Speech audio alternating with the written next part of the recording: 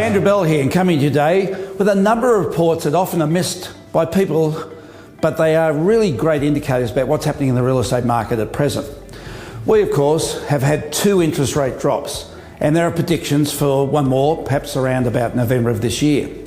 But we are starting to see the impact of that, with a seasonally adjusted value of new lending commitments to households increasing by 1.3% in June, according to the Australian Bureau of Statistics.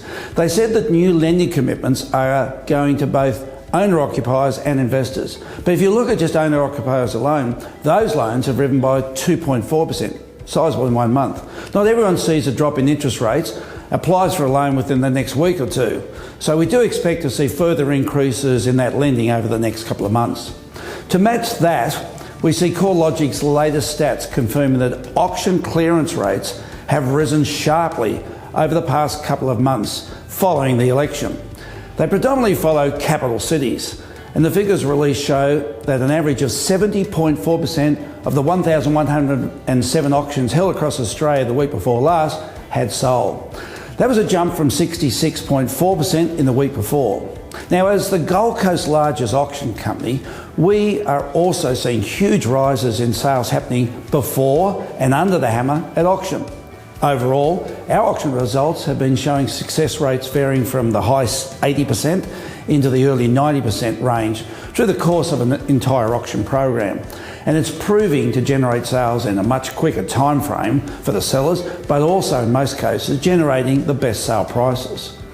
There's been quite a bit of talk about housing affordability, and we see in the latest figures from the Adelaide Bank REIA Housing Affordability Report that they found that the March quarter saw an improvement in housing affordability, in particular in New South Wales, with a 1.3% decrease in home loan repayments. Now, the housing affordability in Queensland improved, and the proportion of income required to meet loan repayments decreased to just 27.5%, which is a 0.6% improvement over the quarter. Now, this marries into a report by the Reserve Bank's Jonathan Kearns, who commented on loan arrears and said that they remained well down on the arrears that were seen in the early 1990s at our peak, and that Australia arrears were actually low compared to other countries. There's been a slight increase in arrears. However, that was partly reflecting issues around mining-related areas.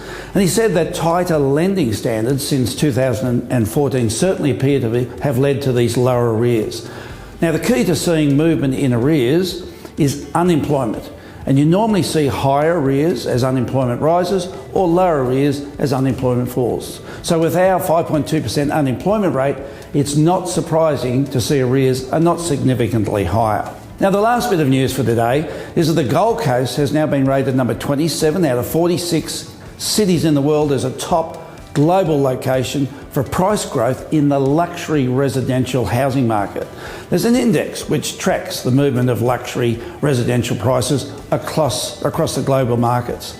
That report reflects stability in our marketplace and now sees that the luxury housing market has a solid base in it. And of course, with all the interstate downsizes means we're strengthening our activity in this section of the market. Great to see that we're on the map internationally in this space. I should also mention we have a very special spring auction which is about to get underway, and we're really pleased to be able to offer a wide variety of Gold Coast property to buyers who always surface in greatest numbers in the spring season. So if you are thinking of selling, please get in contact with us, as I'm sure you'll benefit enormously from being part of this program. Well, it's only 2 weeks until our ball, and it's not too late if anyone wants to confirm a seat for themselves or indeed to take a table.